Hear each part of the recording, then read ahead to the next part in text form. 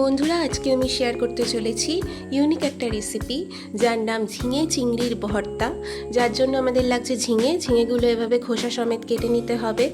আর আমাদের লাগছে রসুন, এরকমভাবে ছোট ছোট কোয়াগুলো ছাড়িয়ে নিতে হবে, শুকনো লঙ্কা, আর লাগছে কুচো চিংড়ি মাছ। এবার আমরা কড়াইতে সর্ষের তেল দিয়ে দেবো পরিমাণ মতো এবং গরম করে নেব। তেলটা গরম হয়ে গেলে তাতে রসুন কোয়া আর শুকনো লঙ্কাগুলো ভাজা হওয়ার জন্য দিতে হবে। এগুলোকে ভালো করে ভাজা ভাজা করতে হবে যতক্ষণ না এগুলো সামান্য লালচে রং ধরছে। এগুলো ভাজা ভাজা হয়ে গেলে আমরা কেটে রাখা ঝিঙেগুলো এগুলোর মধ্যে দিয়ে দেবো এবং ভালো করে নাড়াচাড়া করতে লাগবো।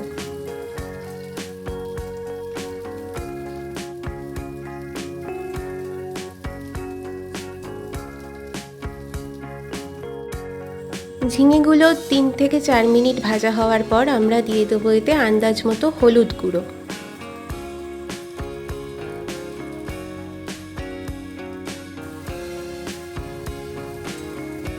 এবার এগুলোকে ভালো করে আরও একবার নাড়াচাড়া করে নেব। ঝিঙেগুলো ভাজা ভাজা হওয়ার পর এর মধ্যে আমরা কুচো চিংড়ি মাছগুলো দিয়ে দেবো, দিয়ে আরও কিছুক্ষণ নেড়ে নেব। নেড়ে চেড়ে সব কিছু একসাথে মিশিয়ে নেব। এই সমস্তটা যতক্ষণ না 70% কুক হচ্ছে আমরা এগুলোকে ভালো করে নাড়াচাড়া করতে লাগবো।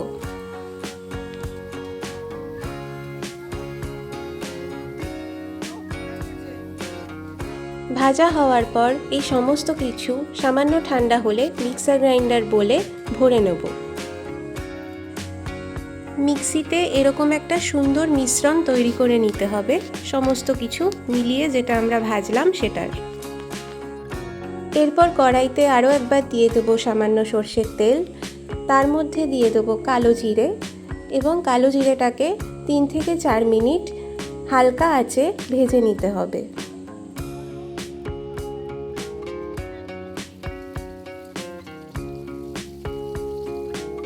এরপর ওই মিক্সার গ্রাইন্ডারে করা মিশ্রণটা তেলের মধ্যে দিয়ে দিতে হবে এবং ভালো করে নাড়াচাড়া করতে হবে।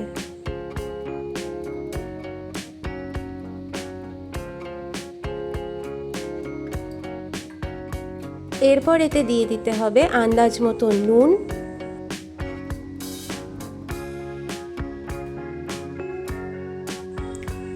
এবার এতে দিয়ে দিতে হবে আন্দাজ মতো চিনি। এই রান্নাটা একটু মিষ্টি মিষ্টি খেতে ভালো লাগে, তো কেউ যদি মিষ্টি পছন্দ না করে কম মিষ্টি দিলেও হবে, কিন্তু আমি যেহেতু মিষ্টি বেশি পছন্দ করি তাই আমি এতে একটু মিষ্টিটা বেশি দিয়েছি। এরপর নিয়ে নিতে হবে কয়েক টুকরো নারকেল।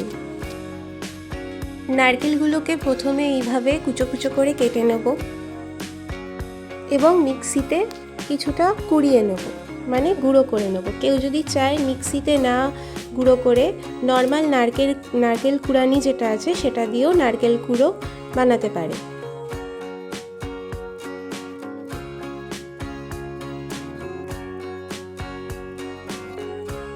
এরপর এই নারকেল কোড়াটা এই রান্নার মধ্যে দিয়ে ভালো করে মিশিয়ে নিতে হবে।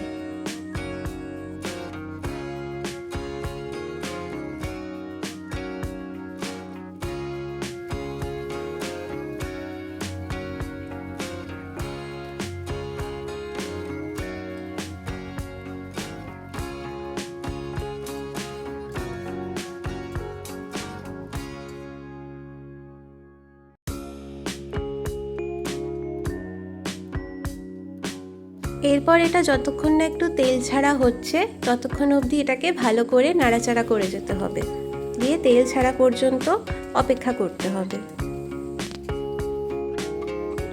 এরপর এটা তৈরি হয়ে গেছে, সবাই দেখতেই পাচ্ছ।